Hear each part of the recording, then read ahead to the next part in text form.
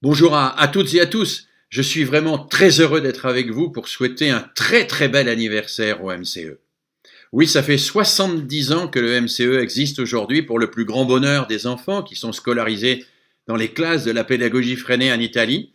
Ça fait 70 ans qu'un certain nombre de militants se sont réunis à Rimini ou à côté de Rimini pour fonder la première coopérative de typographie scolaire et utiliser les fameuses techniques freinées qu'ils avaient découvertes.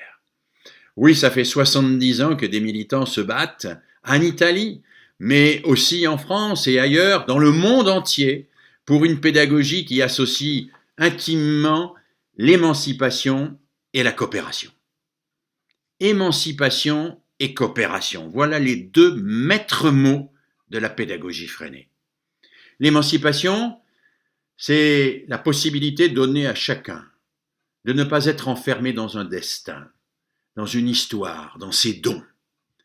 C'est la possibilité donnée à chacune et à chacun de découvrir des savoirs et d'avoir des pouvoirs nouveaux.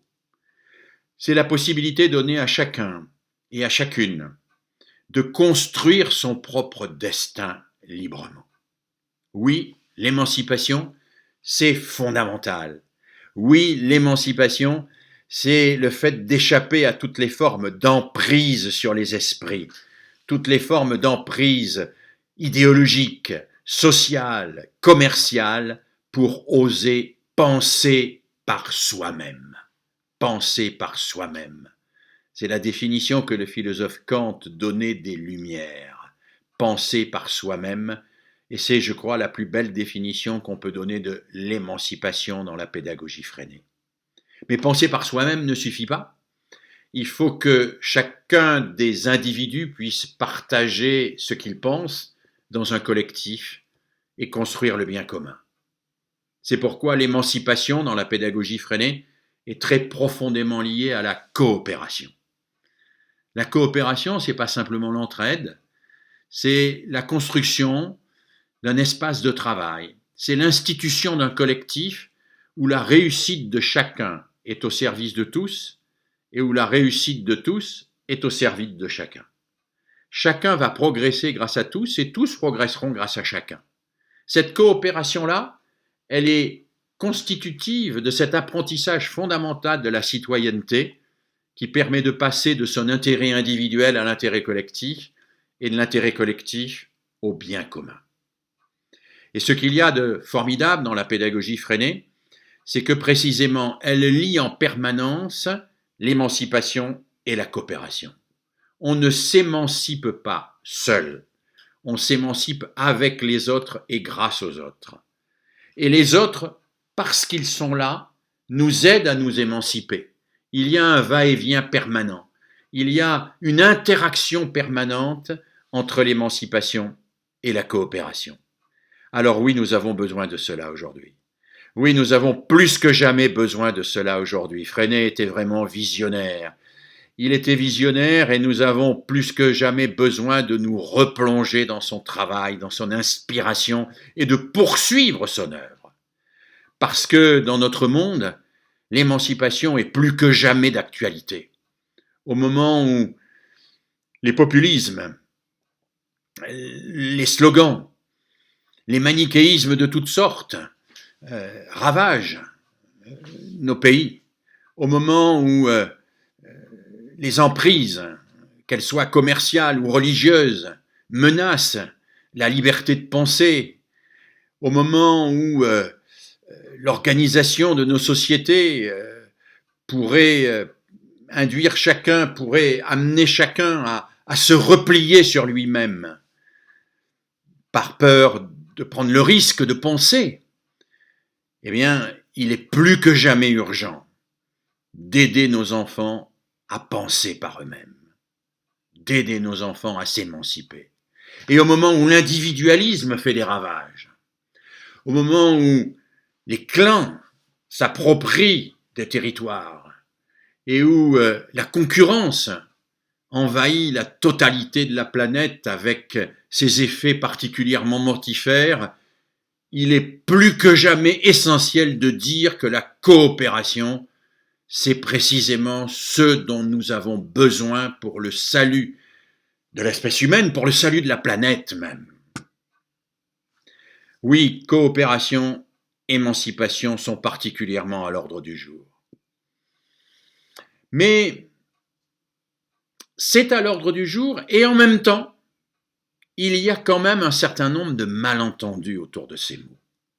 En particulier, je vois apparaître ici en France, mais en Italie et ailleurs, toute une série de gens qui imaginent que la pédagogie freinée, les pédagogies nouvelles, alternatives, actives, ça consiste simplement à mettre des enfants dans une classe et à laisser libre leurs initiatives pour qu'ils fassent ce qu'ils désirent et qu'ils se développent en fonction de leur qualité, de leur capacité réciproque. C'est très dangereux cela. C'est très dangereux cela et Célestin Freinet n'est pas du tout dans cette perspective. Je voudrais vous lire à ce sujet un texte d'un de ses proches, Paul Le Bohec. Paul Le Bohec qui en 1972 réagit à ceux et celles qui voulaient dans le mouvement Freinet imposer la non-directivité, c'est-à-dire une forme de libéralisme, de spontanéisme, de naturalisme dans l'animation et la gestion de la classe. Voici ce que disait Paul Le Bohec. À mon avis, si on laisse les enfants, on les abandonne, on ne les laisse pas libres. Car au départ, les enfants ne sont pas libres. Ils sont conditionnés. Si on les laisse aller, on les abandonne dans le courant de leur conditionnement. Si on veut les en sortir, il faut agir. Il faut prendre résolument la décision d'interrompre le cours des choses, de ces choses qui ont toujours été imposées et subies, et jamais décidées. Et jamais décidées. Et un peu plus loin dans le même texte, Paul Le Bohec évoque une exposition de dessins qui se trouve dans le couloir de l'école. Et il dit, voilà, ce sont des dessins libres. Mais libres, c'est tout, quoi. Ils ne sont pas vraiment libres, ils sont simplement banals. Ce n'est pas horrible, dit-il, c'est acceptable. On sent une toute petite liberté d'expression. Mais les arbres, ils sont marrons. Le ciel est bleu, l'herbe est verte. Les oiseaux ont deux ailes parce qu'il faut qu'ils ressemblent à des oiseaux. Et les nids des oiseaux sont bien ronds, bien lotis dans une branche fourchue, comme il faut, comme on le voit sur toutes les bonnes images. À quelques pas de là, dans la classe Freinet, il y a d'autres dessins. Quelle différence, dit Paul Le Bohec.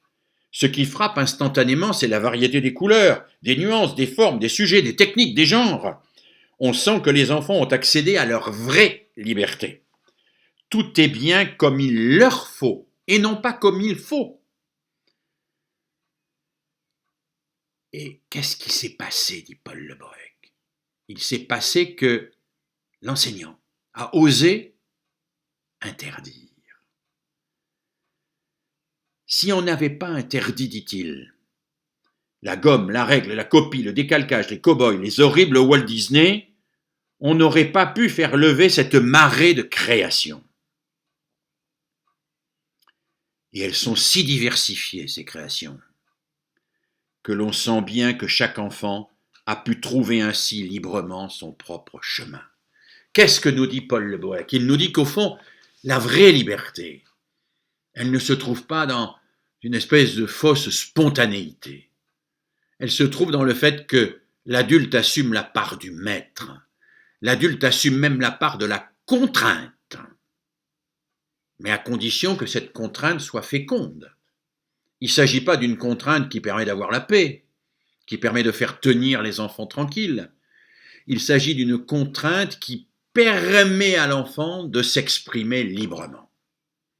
Et si j'insiste sur cette dimension des choses, c'est parce qu'aujourd'hui, je crois qu'il y a une véritable alternative qui se pose à nous.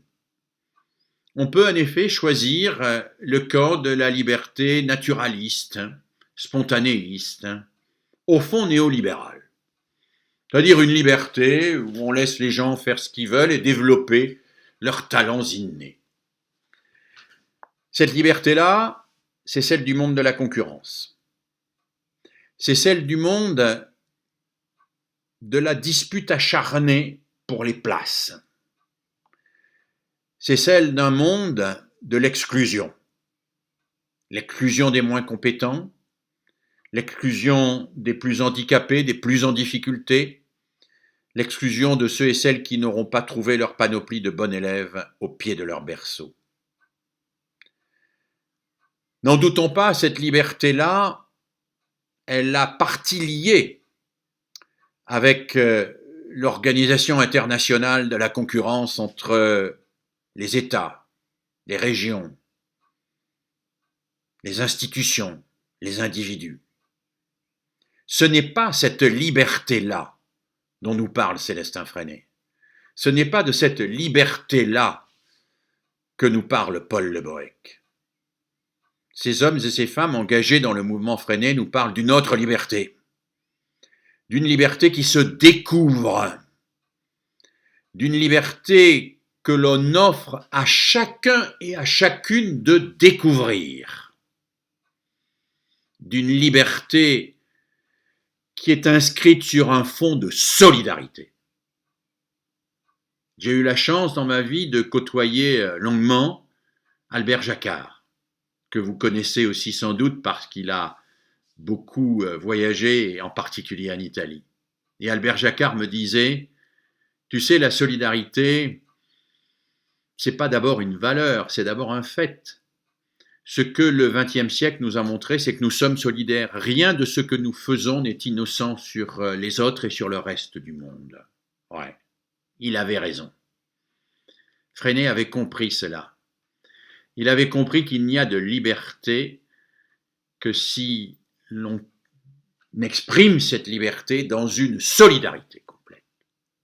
Et une solidarité avec toutes et tous, une solidarité sans exclusive ni exclusion, une solidarité qui permet à chacune et à chacun de trouver sa place dans un monde plus juste, dans un monde plus pacifique, dans un monde où le bonheur est à portée de main pour tout un chacun. Alors j'attire votre attention sur le danger qu'il y aurait aujourd'hui à basculer dans une conception de la liberté libérale, qui fait le jeu de la concurrence, qui fait le jeu des rivalités et qui engendre des exclusions. Et vous, Mouvement Freinet, vous, MCE, vous vous battez pour une autre liberté. Pour une liberté qui permet à chaque individu de s'exaucer au-dessus de lui-même, de choisir son propre destin, de penser librement, de s'associer aux autres, de construire du bien commun avec eux. Pour une liberté qui est une liberté pour un monde nouveau, pas pour un monde ancien, pas pour le monde qui est en train de mourir. Alors oui, le MCE a 70 ans, à peu près comme moi. C'est une belle jeunesse, j'en suis convaincu, mais c'est aussi porteur d'un très très bel avenir. Un avenir dont nous avons vraiment besoin, dont la société a particulièrement besoin. Très bon anniversaire au MCE. Très bel avenir au MCE, avec beaucoup de militants, beaucoup de classes freinées, beaucoup d'émancipation, beaucoup de coopération, beaucoup de véritable et authentique liberté et solidarité. Liberté et solidarité. On va gagner. À bientôt. Bon courage.